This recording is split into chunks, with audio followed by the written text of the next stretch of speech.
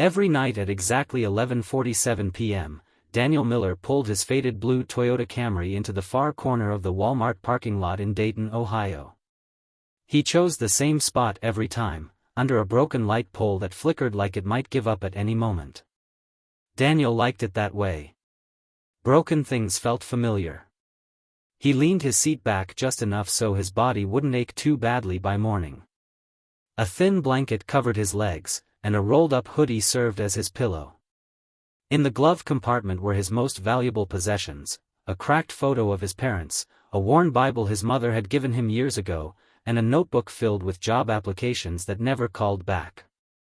For 6 years, this car was his home. Daniel was 51, but the mirror showed someone much older. Life had carved deep lines into his face. He used to be a construction foreman, strong hands, steady work, good pay. Then his wife, Laura, got sick. Cancer doesn't care about savings accounts or insurance limits. He missed work to sit beside her hospital bed. Medical bills piled up. The company replaced him. Laura passed away quietly one night, holding his hand. Within a year, Daniel lost the house too. At first, he told himself the car was temporary. A few weeks. A couple of months at most. But weeks turned into years.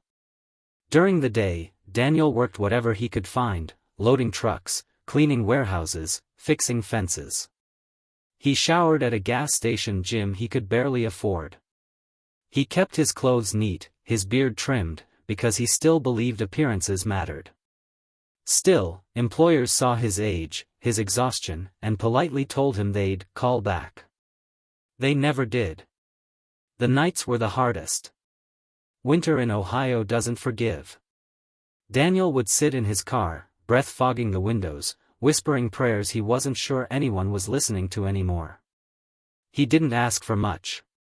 Just one chance. One door to open. One evening in late December, snow fell thick and silent. Daniel sat in his car, hands numb, counting the minutes until dawn. His stomach growled, he'd skipped dinner to save the last few dollars for gas. Then came the knock. Not on a door. On his car window. Daniel froze. Fear shot through him. In 6 years, no one had ever knocked. He slowly turned his head. Standing outside was a woman in her late 30s, bundled in a winter coat, holding a paper bag. Behind her, a little girl clutched her hand. "I'm sorry," the woman said softly through the glass. "I didn't mean to scare you." Daniel cracked the window. Cold air rushed in. "My daughter saw you sitting here every night," the woman continued. "She asked why you sleep in your car. I didn't know what to say, but we brought you some food. If that's okay." Daniel couldn't speak. His throat tightened. He nodded. The little girl smiled and waved. "Merry Christmas," she said. That night, Daniel cried harder than he had in years. Not because of the food, but because someone finally saw him. The woman's name was Rachel Thompson. She lived nearby and worked as a nurse. Over the next few days, she stopped by again. Then again. Sometimes with coffee. Sometimes just to talk.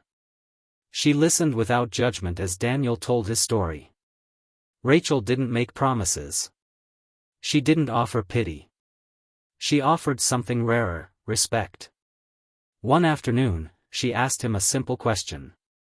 "Would you be willing to come to church with us this Sunday? There's a community lunch afterward." Daniel hesitated, then agreed. At that lunch, he met people who didn't look away when he spoke. A retired contractor offered him a short-term repair job. Then another. Rachel helped him update his resume. Someone donated a pair of steel-toe boots. A small chain of kindness began to form. 3 months later, Daniel was working full-time with a local renovation company. 6 months later, he moved into a small studio apartment.